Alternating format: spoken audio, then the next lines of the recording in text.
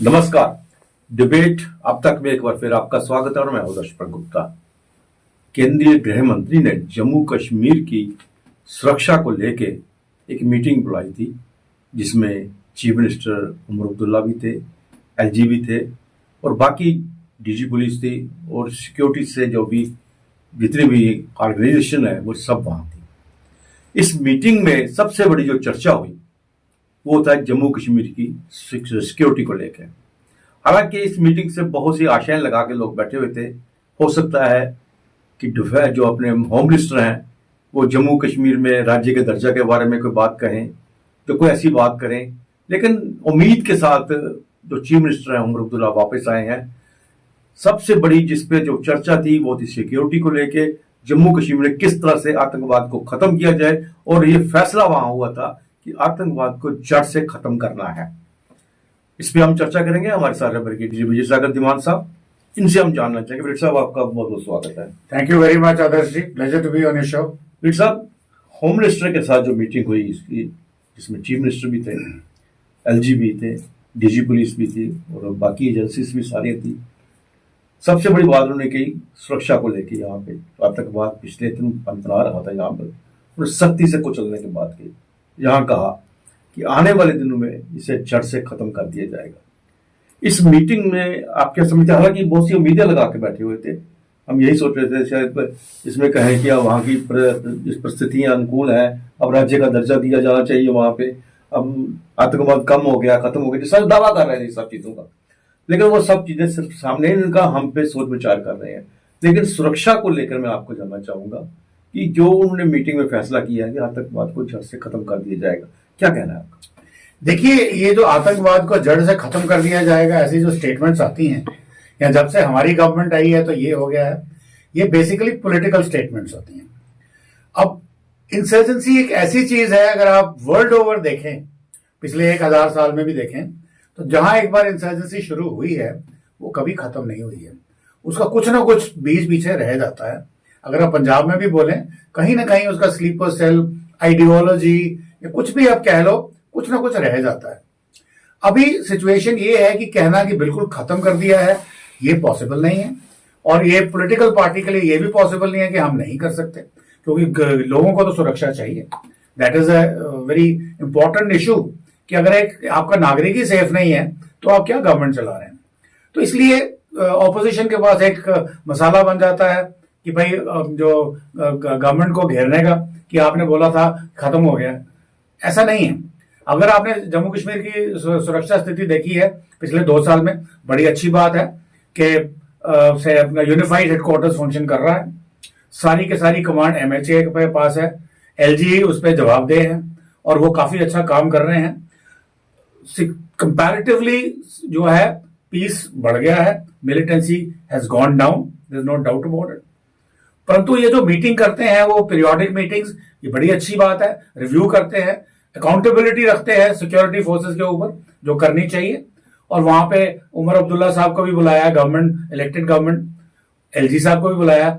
अब सिक्योरिटी का जो चार्ज है वो एलजी साहब के पास है। गवर्नमेंट के पास morally speaking responsibility should be with elected government.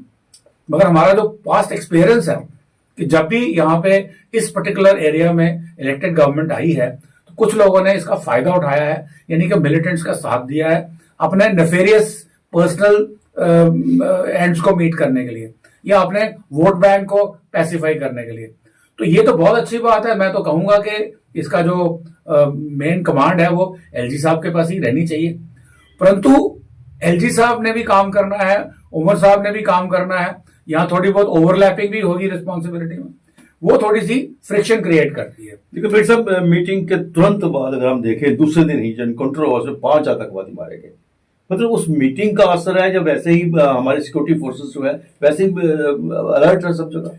देखिए अधर जी, ऐसा है कि सिक्योरिटी फोर्सेस की जो फंक्शनिंग, मैंने पहले भी शायद आपके दर्शकों को बताया है, अब हम उस स्टेज पे पहुंच चुके हैं जहां पे military solution is not the answer. Military ने जितना करना था पिछले 40 साल में वो कर चुके हैं, क्योंकि जो इंसर्जेंसी है वो लोग अपनी स्ट्रैटेजी है बदलते रहते हैं। और हम कहते हैं कि attack is always with the initiative is always with the attacker. तो ये अटैकर हैं, ये किसी ना किसी तरीके से रंग बदल के, स्ट्रैटेजी बदल के ये आपके ऊपर अटैक करते रहेंगे। और अगर आपने देखा, स्पेशली अगर आप देखें, जब से प्रधानमंत्री ने शपथ ली थी 9 जून को, रियासी शुरू हुआ, उसके बाद पूरा जम्मू का फ्रंट खुल गया। इसका ये मतलब नहीं था कि जम्मू में पहले यहाँ पे लोग नहीं थे, मिलिटेंट्स नहीं थे, परंतु वहां पे जो शिकंजा कसा हुआ था, जो गलवान के बाद यहाँ से सिक्योरिटी फोर्सेस को शिफ्ट किया गया, तो तब उनको यहाँ पे एक असर मिल गया, भाई हमारे के ऊपर वैली में शिकंजा कस गया है, रजौरी पंच में हो गया है, तो ये जम्मू वाला एक पोर्शन खाली मिला हुआ है, तो वो अपनी चेंज करते हैं। उसी तरह से जिस दिन उमर साहब ने शपथ ली, उस दिन भी इंसिडेंट हुआ जोजिला वाला। तो इस तरह से अभी भी इंसिडेंट चल रहे हैं। बल्कि मैं यहाँ पे एक आपके दर्शकों को ये कहना चाहूंगा कि अगर ये इंसिडेंट्स आपको पता चल रहे हैं तो रेस्ट बी एश्योर्ड, इसका मतलब ये है कि हमारे सुरक्षा बल जो है वो इस वक्त प्रोएक्टिव है, वो ढूंढ ढूंढ के उनको मार रहे हैं।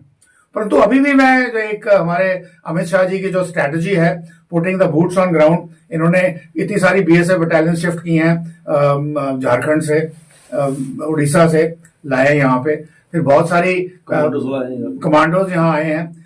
मैं अभी भी ये कहूंगा कि अगर आप इन लोगों की बढ़ाइए, मैं ये नहीं बोल रहा कि इनको नहीं लाना चाहिए, जितने ज्यादा बूट्स ऑन ग्राउंड आप रखोगे उतनी ज्यादा इनकन्वीनियंस होगी पब्लिक को।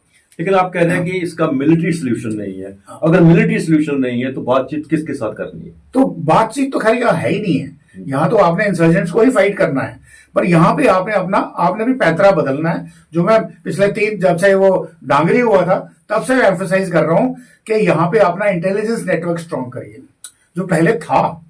ये जितने गुजर बकरवाल थे वो एक एट वन टाइम, ये इन्हीं के रूट से यूज करते हैं ये इन्फिल्ट्रेटर्स, वो एट वन टाइम हमें उनकी इंफॉर्मेशन देते थे। अभी जब उनको समझ आया है, यहाँ से आईएसआई है जो भी उनके हैंडलर्स हैं, उन्होंने बोला कि वो पैसे देके इनको अपनी तरफ करो। पैसा नहीं लेता है तो गन से डराओ, गन से नहीं डरता है तो उसको रिलीजियस रेडिकलाइजेशन करो, और कुछ हद तक वो हो गए, उसको हमने काउंटर करना है। अब ये इसके लिए आपको पॉलिटिकल सोल्यूशन चाहिए, एक सोशल सोल्यूशन चाहिए, और सोशल सोल्यूशन जो मैं प्रपोज कर रहा हूं, मैं कहता हूं यहां पे जनता की भागीदारी इन फाइट अगेंस्ट मिलिटेंसी। जनता की भागीदारी मतलब अगर एक आदमी घूम रहा है, चलो वो अपना खाना पीना भी साथ लेके आया, उसकी शक्ल, सूरत, पहनावा, उसकी बोली, उसका डायलेक्ट, उसका accent, that has to be different. ये कैसे हो सकता है कि किसी ने उसको पहचाना नहीं? अब कईयों ने पहचाना होगा, कुछ डर गए होंगे, भाई क्यों हम यहाँ पे हाथ डालें, हमें ही ना गोली मार दे। दूसरा बोल रहा होगा कि मैं पुलिस को बताऊं या आर्मी को बताऊं या बीएसएफ को बताऊं, कैसे बताऊं, कोई जरिया ही नहीं है। तो इस किस्म की आपको इंस्टीट्यूशनलाइजेशन करनी पड़ेगी ताकि गवर्नमेंट, जनता जो है वो भी इसमें भागीदारी ले, प्रोत्साहित हो। और मैं यहाँ ये कहना चाहता हूं कि जनता की प्रॉब्लम मैंने जो नोटिस की है, वो कहता है यार बम ब्लास्ट हुआ था नरवाल में, मैं तो रहता हूं गांधीनगर में, मुझे क्या लेना देना। और भाई साहब अगला बम ब्लास्ट गांधीनगर में होगा, इसलिए मेक श्योर कि आप वहां पे भागीदार बने। अगर आपके पास कोई इंफॉर्मेशन या कोई भी सस्पिशियस इवेंट आता है तो उसको करें। अभी मजेदार ये थी, आज की एक मैंने व्हाट्सएप पोस्ट देखी है, मुझे नहीं पता वो सही है गलत है, किसी ने एक एनआईए की एक कुछ दी है, उसमें बोला है कि आपको कोई लगता है कोई आदमी सस्पेक्ट, हाँ उन्होंने बात की है रोहिंग्याज की। अगर आपको लगता है, मान लो आप किसी कोई फ्रूट वेंडर है, कोई सेलर है, या कोई आपको रोहिंग्या लगता है, तो आपने क्या करना है, उसका इंफॉर्मेशन निकाल के कौन से नंबर पे देनी है। अगर ये रोहिंग्या के अगेंस्ट आप ये कर रहे हो, रोहिंग्याज भी थ्रेट हैं, रोहिंग्याज ही उनके ओवरग्राउंड वर्कर्स हैं, वही उनके सिंपथाइजर्स हैं। तो अगर उनके लिए एक सिस्टम निकाल रहे हो तो एक जनरल सिस्टम भी निकालो, जो पुलिस के माध्यम से हो या आर्मी के माध्यम से हो या सिक्योरिटी फोर्सेस जो भी हैं वो करें। और यहाँ पे इंटेलिजेंस रिसोर्सेज जो है उनको आप स्ट्रॉन्ग करिए, उनको रखिए ग्राउंड पे तेज। एसओचओ की रिस्पॉन्सिबिलिटी करिए, उनको बोलिए बीट कांस्टेबल्स आपके सारी बीट्स पे एक्टिव हों। मगर वो उनसे जब हम बात करते हैं वो कहते हैं जी हमारे पास स्ट्रेंथ ही नहीं है। अब स्ट्रेंथ आपने लगा रखी है वीवीआईपी की सिक्योरिटी के लिए, तो कहाँ आपको मिलेगा? तो ये सब चीजें जो है ये एक बहुत बड़ा गैमेट है। तो यहाँ पे मिलिट्री सोल्यूशन मेरे हिसाब से वो चलता रहेगा, मगर उसको इरेडिकेट नहीं कर पाएगा।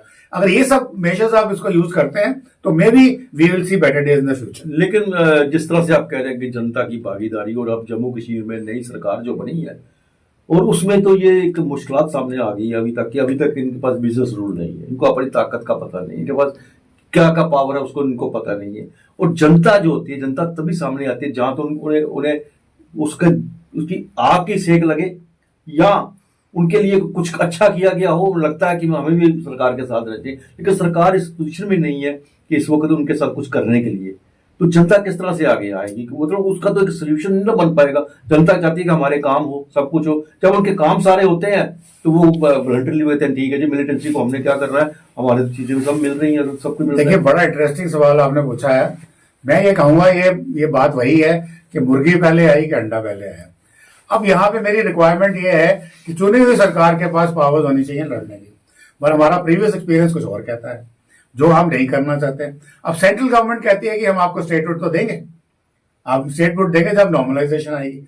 अब नॉर्मलाइज तब तक नहीं आएगी जब तक एलजी और इलेक्टेड चीफ मिनिस्टर के बीच में कोई तालमेल ना बने, या उनकी रिस्पॉन्सिबिलिटीज क्लियर कट ना हो, उनकी ओवरलैप ना हो।